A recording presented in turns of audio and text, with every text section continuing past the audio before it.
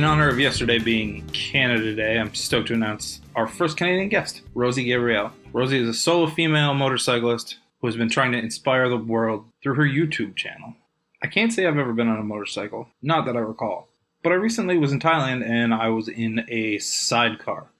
It was a homemade, welded together box. It's a very odd situation, but all of the Thai people found it very funny that a giant white man was riding around in the sidecar of what was probably a dirt bike. Here is my interview with Rosie, and I hope you enjoy it.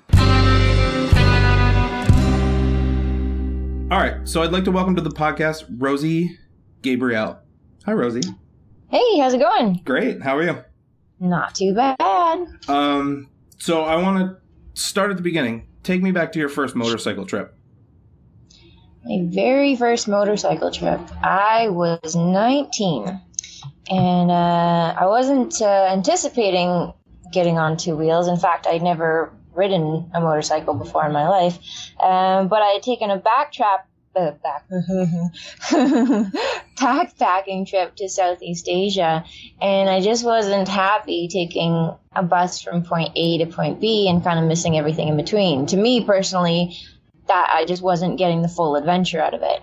And so I had rented just a 125cc motorbike, semi-scooter type thing for the weekend, and did a trip, and I was absolutely sold. And I said, this is how I have to do my trip. And so without any knowledge of previously about doing motorcycle travel or this kind of travel before, I just kind of hopped into it, and I bought my first bike when I was in Chiang Mai, and then I continued. I ended up doing 12,000 kilometers, and I rode across Thailand, Laos, Vietnam, and Cambodia, and that was over the course of 6 months. I just sort of took my time and really explored and had a good time. So how much have things changed since that first trip to now that you've been doing this for quite a while? A lot. I mean, back in the day, we didn't have these fancy phones, so it was only paper map back then. I still like to use paper maps nowadays because GPS doesn't always work, and it's kind of fun to not have GPS because then you can just pull over and ask locals where you're going and such. But then if you're really out there, then they've never even seen a map before, and they're just so excited, and they'll just give you any answer and just send you off in a direction, you know. But yeah, so didn't have any form of GPS back then, and back then I wasn't even filming or anything. I was just purely in the adventure, and I didn't care about anything. I still don't really care about anything, but like I did that trip in sandals and shorts the entire trip, and I had 9 accidents, and I still don't wear gear. Were any of the accidents bad? Most of them were in Laos, and it's like if you've never ridden a motorbike before and suddenly like you've never had any formal teachings or what to do in this scenario or that scenario, and you kind of just learn by trial and error, which is what I did. That's exactly what happened. So, you know, I would just basically take corners too fast, or it was just general road conditions where you'd be going along, suddenly it was fine, and then next thing you know, there's a 2-foot pothole and you go flying off your bike. And Vietnam, I got hit twice because there are 10 million other motorbikes on the roads, all going in every direction. And of course, because I was wearing sandals, when the bikes hit me, their foot pegs jammed into my feet. So I cracked one foot, or broke a foot and cracked an ankle. And then I had to ride the rest of Vietnam and Cambodia in a half leg cast, which was interesting. Oh, that sounds rather interesting. Yeah. I've been to Thailand a bunch, and I've seen the tourists with like the road rash and things like that. Yeah. I kind of assume that's what it's like to learn how to ride, right? You just happen to be on the road the next time. Yeah, pretty much. Okay. So on your last trip, where did you go? North Carolina? Is that where I saw? Yep, last week I was in North Carolina. Nice. How does doing a trip in the States and Canada differ from Southeast Asia or Oman or South Africa? People are a lot more friendlier overseas. I hate to admit it, even us Canadians, who are considered like the nicest people in the world, they are. I find that a lot of people, and I don't know if it's because I'm a foreigner, has something to do with it, and people are just so inquisitive and like, oh, that person's really different. But people generally are not fearful, where there's so much fear kind of in our culture over here, like, oh, don't trust strangers, or that you don't know where that person comes from, or these sort of things. Because I remember when I did a trip, and don't get me wrong, people are definitely friendly in Canada and the US, but I just found they're more welcoming and more hospitable overseas. Okay. Just because there's not this barrier of, I guess, I don't know what it is. All right. So you ultimately say people are more hospitable there abroad. Do people put you up for the night? Do people invite you in for food? Like, absolutely, yeah. People are just so excited to see me, and invite me in.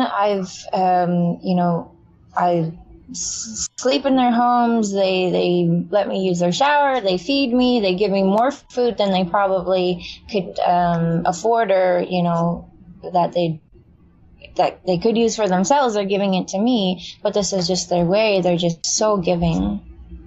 Yeah, that would be such a wonderful thing to experience, even if it was just in our own backyard. Mm-hmm. Okay, so when you travel abroad, you obviously don't take your own motorcycle with you. How do you go about? Do you rent a motorcycle? Do you loan a motorcycle? It kind of differs for every trip that I've been on. No, I've never taken my own bikes overseas. I just sort of either borrow them from people, or the one that I had in Africa was just this fellow who he had ridden from Zanzibar to Cape Town, and basically he just needed his bike returned back to Zanzibar for him. So I was kind of doing him a favor of returning his bike for him. Unfortunately, that story didn't end so well.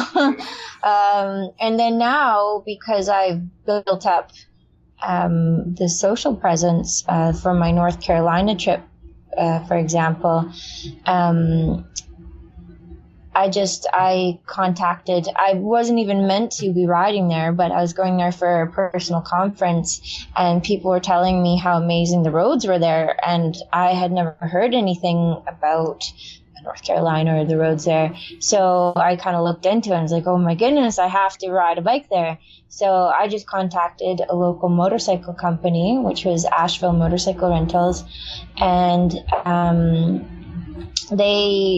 they were more than willing to do a collaboration with me. So basically, I just include them in my content, and I try and promote their company in exchange for a bike for the week. So, and that trip I got to try the BMW 800 GS, which was really nice. It was my first time riding that one. Very nice. Take me back to this Zanzibar trip that you said didn't end so well. Mm-hmm. What happened? So when I got there, upon my initial reaction of seeing the bike, I was just like, oh, you've got to be kidding me. But the owner assured me that the bike was in perfect condition. Like, he rode it down with like absolutely no issue. But it looked a little iffy.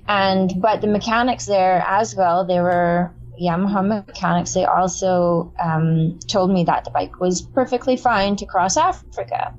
So putting my trust in these professionals that had the bike for a couple of weeks and had, looked it over, I said, make sure you go through this entire bike and make sure everything's okay because I'm crossing Africa. They're like, yeah, it's fine. And then little by little, the bike just started falling apart. And basically, I guess because it sat corroding by the sea air in Zanzibar for 7 years, everything was just rotting from the inside out and completely falling apart.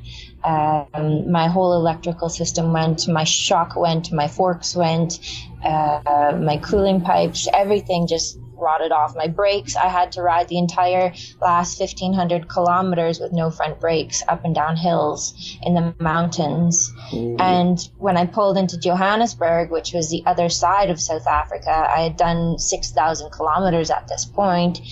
The whole bike just shut down. Like as I'm entering the city, and I had to get hauled up by the people who were taking me in. They came and picked me up.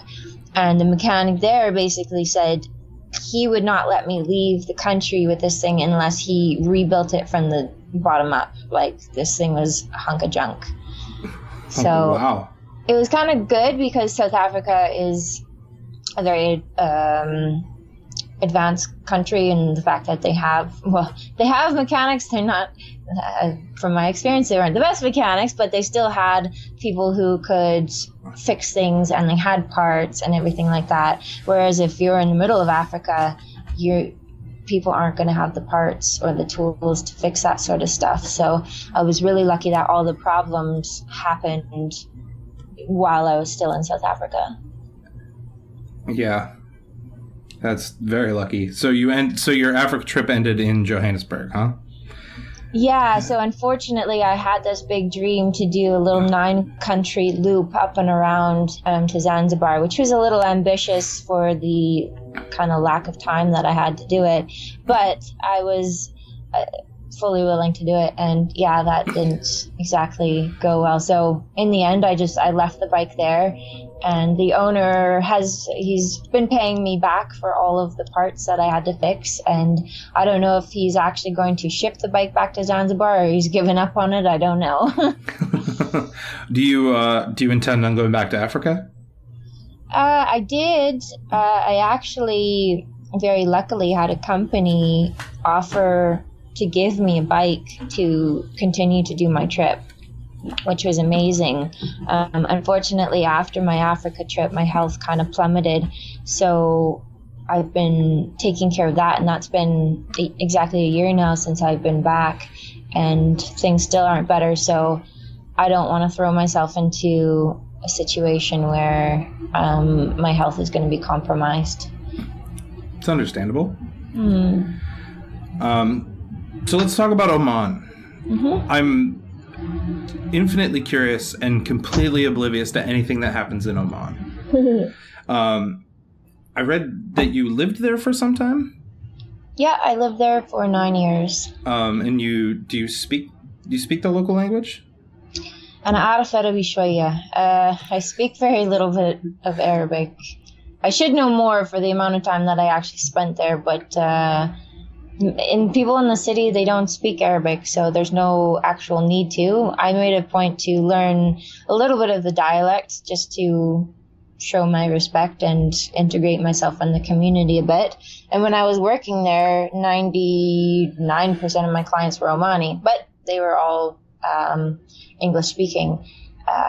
But it proved very resourceful when I was traveling around the country to know a little bit, even though it was broken.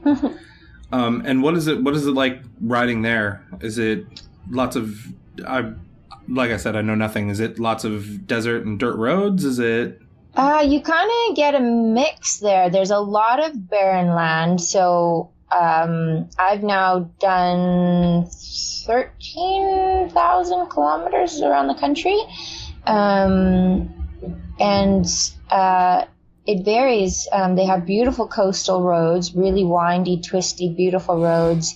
They have intense off-road, like some of the most intense roads that I've ridden, beautiful mountainscapes, and you won't find anyone there. Like just gorgeous, constant switchbacks, like endless, beautiful views. And it's just one of the lands that is not very... there's not a lot of tourists there right now because it's not very well known for a tourist destination. So it's still very untouched, which is really nice. And the people are ridiculously friendly, like just so welcoming and amazing. And but there is a lot of barren land. So this last trip in January, when I went down on the Suzuki, I went down to the south of Oman, and I was doing almost close to 1,000 kilometers of straight desert road. Like there's nothing but sand on either side of you for 1,000 kilometers. Holy cow. Yeah, so that gets pretty boring. How does that... Go ahead. Oh, I was just saying, but the reward once you get to the other side is well worth it, so... Okay. How does that work, like stopping for food and needing gas and things like that if you're on just a straight desert road? Are there towns and things like that? They're not even really towns. I mean, they are towns, but basically it's some shacks at the side of the road. They do have small little petrol stations across this desert, but I did bring an extra fuel cell just in case, but I didn't actually need it. There was enough stations kind of spread out a couple 100 kilometers apart that I was safe, so it wasn't a worry. Excellent. Very cool. So of all the places that you've rode, which would you say is your favorite? I don't really have a favorite.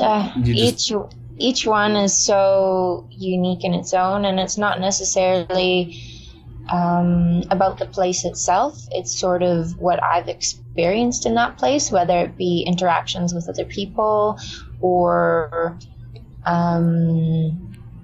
just overall experiences that I've had on that particular adventure is what kind of makes it. And there's no one adventure that I like more than the other. It's like trying to choose your favorite child.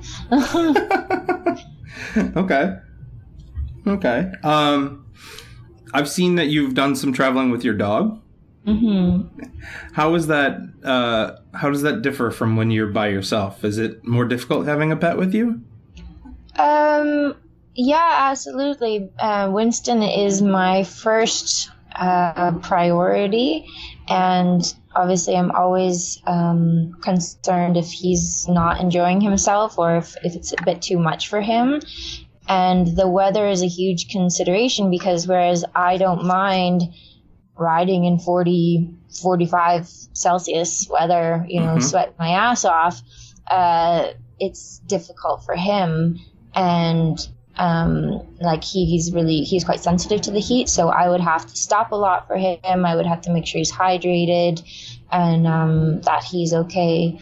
Also, he doesn't it was the first time this winter that I traveled with him outside of North America, and he got really scared and nervous of the people, and I was unsure how the people would react to him, because typically my experience in the past, a lot of Muslim people are scared of dogs, like even teddy bear sized dogs. They will run screaming, but it's just because of this fear that has been kind of instilled in them from their parents. Okay. And so they don't know why they're afraid of dogs, they just are.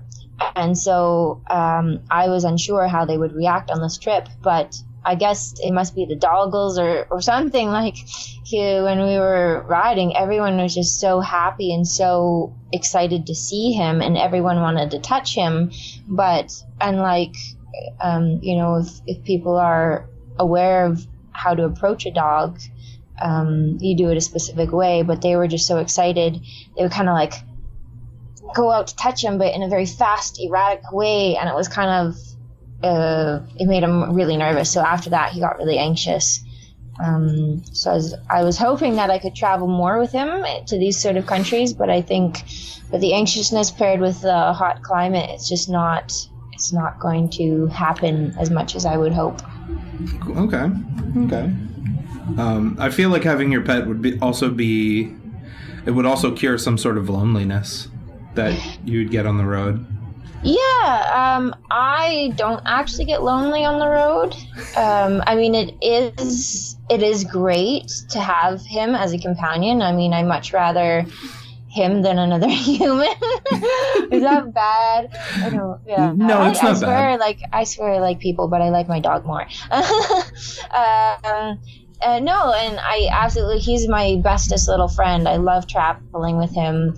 It's really great, but it doesn't make a difference.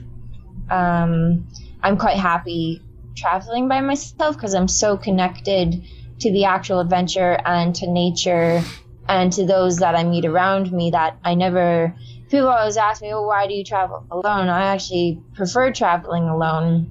And I never really get lonely. It's not until I go to a place that's full of people, then I suddenly get lonely. Weird. That's kind of strange. Yeah, because I think you realize, like, once you're in a crowd of people and you see everyone, like, talking with each other and everyone's, like, good friends, and then it's like, oh, I don't have that. So, I don't know, it's, like, plays on the psyche a bit. I don't know. Interesting. Yeah. I've had that traveling alone before where I kind of get lonely after a month and a half of being on my own, but there's always people around, and it slowly goes away. But I never thought of it with being around people actually might actually cause it. Yeah, when I'm in the city, or if I happen to go stay at a hostel, that's when I feel alone, because suddenly I'm surrounded by all these people that I can't connect to, or that I'm just not connected to, and then I feel the loneliness then. But when I'm camping on my own in nature, I feel so at peace and so comfortable, and then I'm fine. Sounds great. Yeah. Is that how you spend most of your nights while you're on your trips? Do you camp? Do you stay in hostels majority?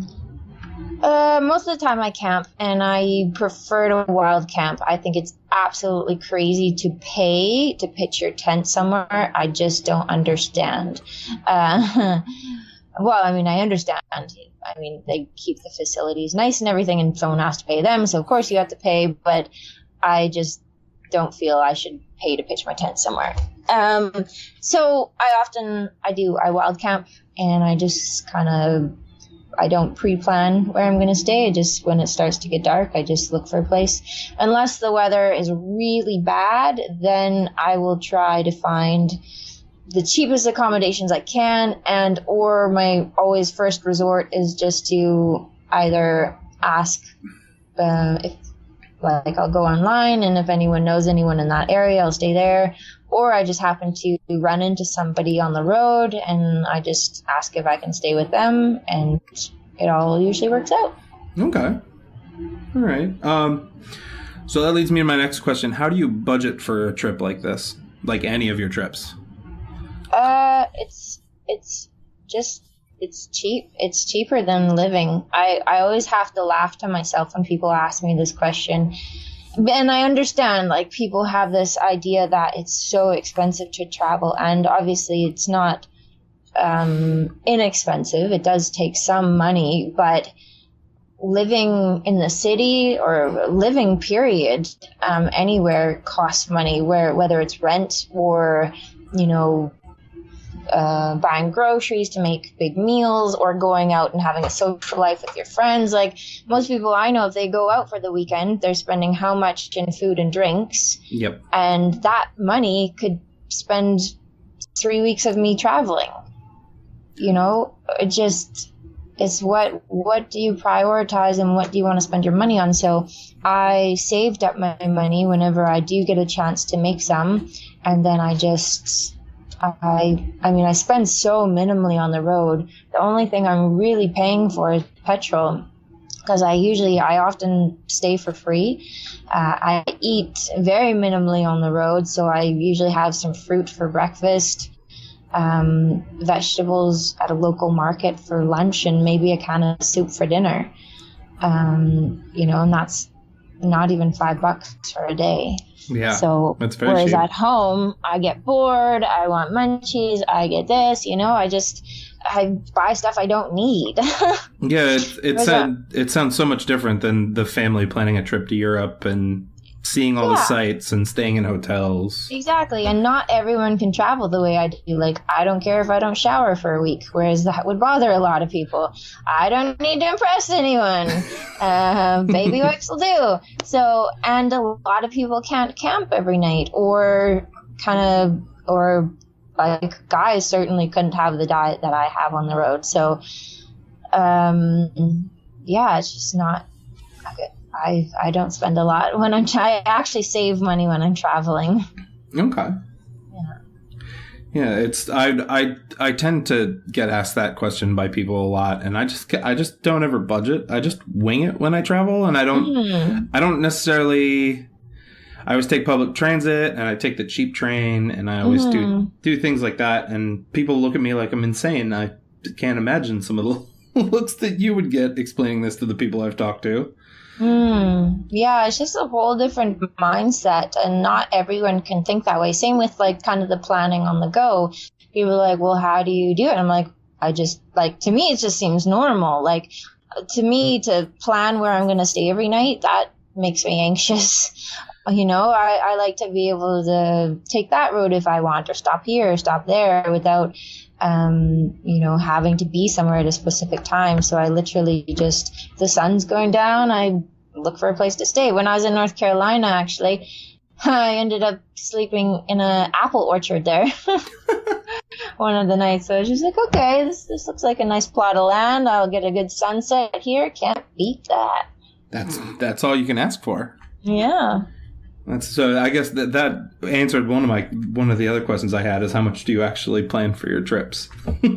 Nothing. In fact, I'm the world's worst planner. And it's weird for all the traveling that I do, I am the world's worst planner.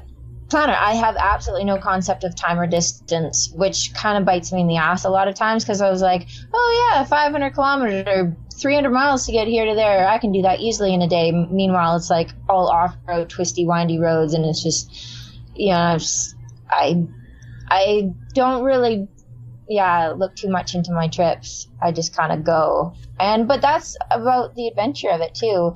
If you spend all your time planning, that's good. That works for some people. It just doesn't work for me, because you can plan all you want, and most often things are going to change. So I just go by the seat of my pants, and I take recommendations from locals on the way of what to do and where to go and whatnot. And yeah, that's sort of how I do it.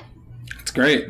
I wish I could be more like that. I try and fly by the seat of my pants as much as possible, but some people are just planners.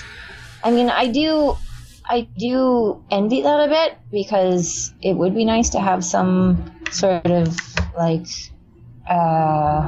structure. But I'm not. No, I can't do it. That's all right.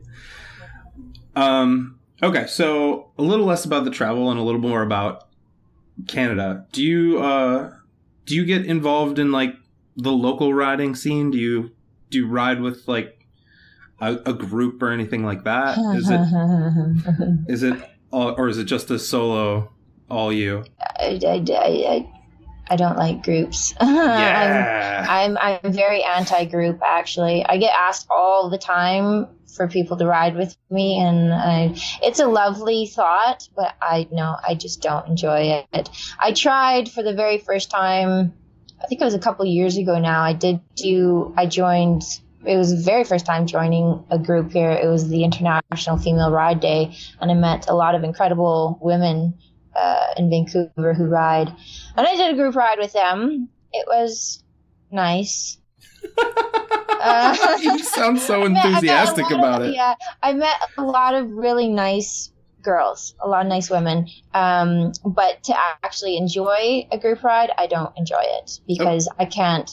Exactly. Like, I'm too much of a free bird. I can't go where I want or do the speed I want, and I don't like this group mentality. It's a little weird for me. I don't know. Okay. I'm the weirdo, actually. Like, it's just me. I'm the weird oddball. No way. You very much like your time and by yourself. I get it. I definitely understand that. Okay, well then that answers literally every other question I had. Oh no, sorry. No. It's fine. There's I have some friends who, when I first started doing this, they had turned me onto you and like your YouTube and everything, and they'd kind of send me a couple questions, and one of them was about the Litas and this and that, and you literally were just like, nope, that's everything. Well, yeah, I have a few wonderful women from the Litas following me. They seem like an awesome group. I don't know what it is. Even when I was little, I don't know, maybe it's because I'm an only child. I've never liked group activities. I don't know. But I mean, it would be really nice to meet up with them one day or something like that. So it's something that you would do. Maybe. Maybe. Yeah. Yeah, but yeah, like, because they have all these, I don't know who puts it on. It's not the Litas. They have like Babe Dried Out and all these things. Yeah, that was another one that they had mentioned. Yeah, it's just not my scene.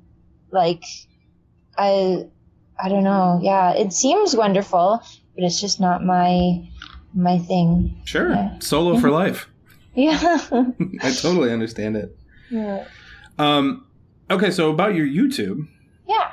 How long had you been doing these bike trips before you started actually documenting them? So I've been doing lots of bike trips, but it was in the last 4 years, I met a fellow named Alex Jacone, and you might recognize the name. Okay. He did the Epic 360 selfie. He rode from Argentina to Alaska and did a big video vlog series. He's pretty big on YouTube. Okay. Anyways, I was traveling with him for a bit and filming his videos and taking his photos and whatnot. And we did a whole bunch of trips, and then we were together. And then we split up. And then afterwards, I thought, I want to make my own YouTube videos now.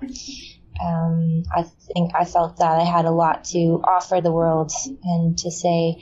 So I started, but the thing was I was so deathly afraid of speaking in front of the camera, like ridiculously afraid. You would never catch me speaking on camera ever. In fact, I used to be a singer on stage, and I can sing no problem on stage, but for me to talk in a microphone, I would start talking backwards and tripping over my tongue, like could not do it.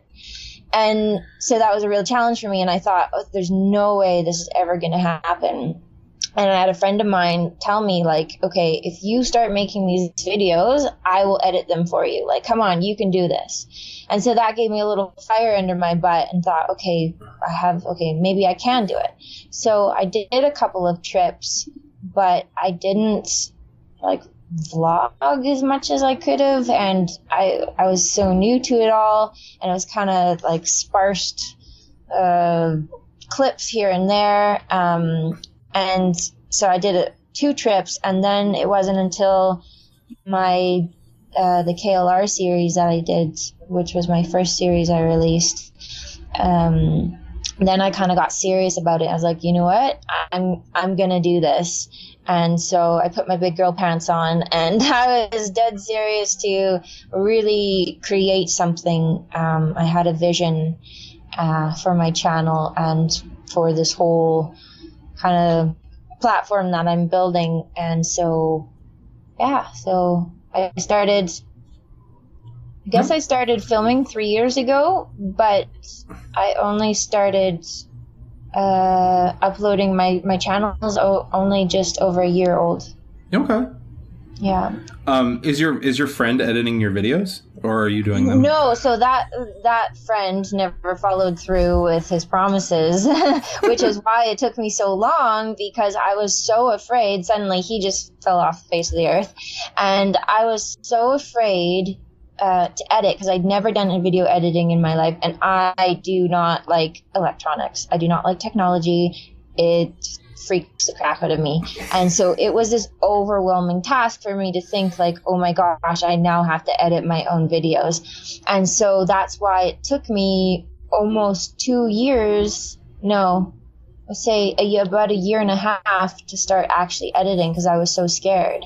And then finally, eventually I had to start, because now I've got all this footage and what am I going to do with it? Yeah. And it's like I use Adobe Premiere Pro, which is the most, I guess, intricate tech, high-tech program for video editing. One of them, from what I know, is a lot more advanced than Windows or Mac Movie Maker, for example. Yeah. But I did a couple of YouTube videos, and I think in a few days I was editing videos, and it was so easy, and I enjoyed it so much. I was like, why the heck didn't I not start a year ago? And I mean, it's been a huge learning curve. Obviously, my first few videos had major audio issues and whatever, but it's like anything, you just kind of learn along the way. And because I am all self-taught, there's going to be a few bumps. Speed bumps. Yes. Yeah. How long does it usually take you to edit one of your videos? It's a lot quicker now. It's quite difficult though, because the issue that I'm having now is I'm editing videos from over a year ago. And back then when I was making videos, it was still very, like, I didn't have a direct vision. Okay. I did, but the way I film is quite in depth. And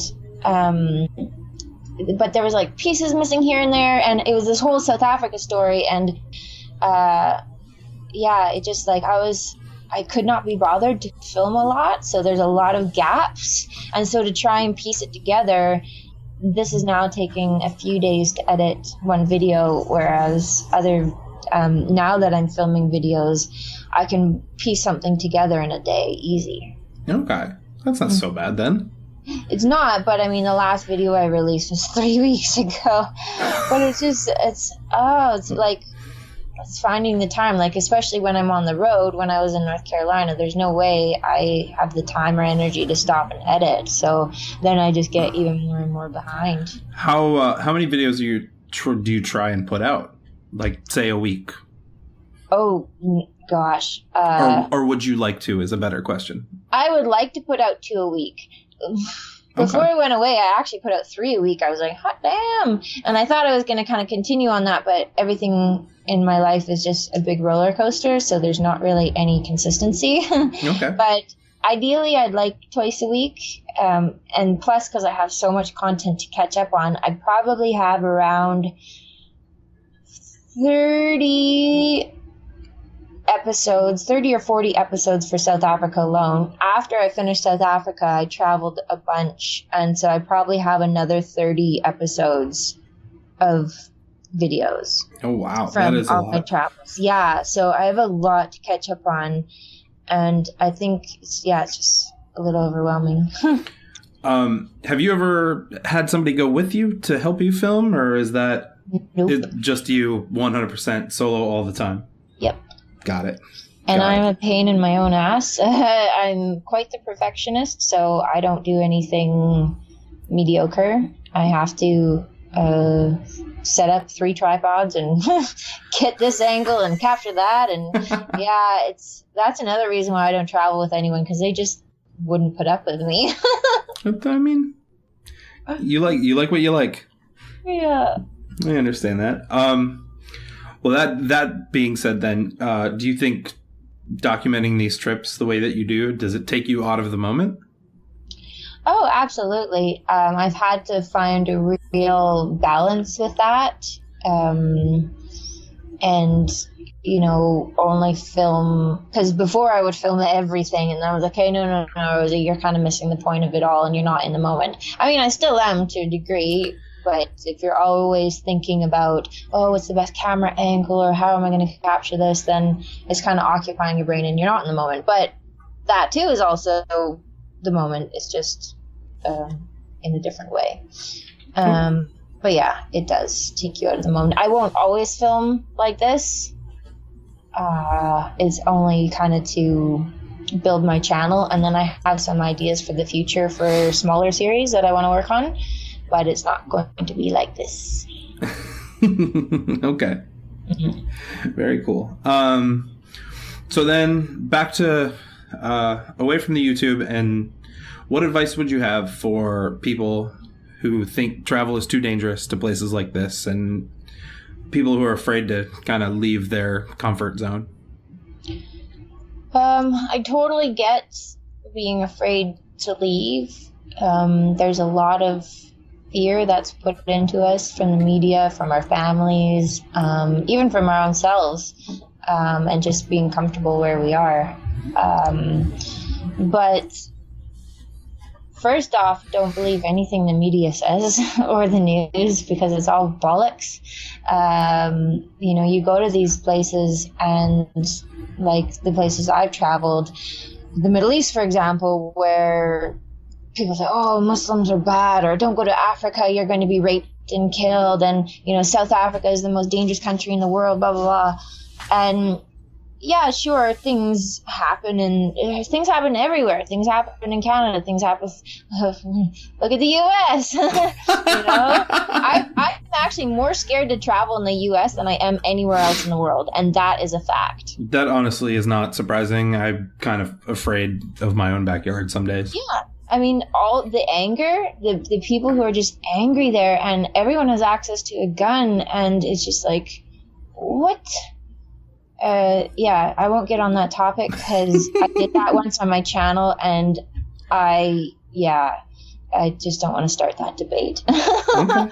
Anyways, yeah, I mean, I've been to these places, and you go out, and honestly, I mean, especially as a single female, people just want to take care of you. They see you, and they just want to look after you and feed you and make sure that everything's all right. And they're just so curious, and people, yeah, they just want to be with you, and they're just so proud of their own country that they just want to show you the best hospitality. And they're just such amazing people all over the world. And this is the thing that, you don't really see, that's not really put out there to the public, are these experiences. And you only actually get that once you go out there yourself and you realize, wow, this is incredible. And it really reinstates your faith in humanity and people and the world.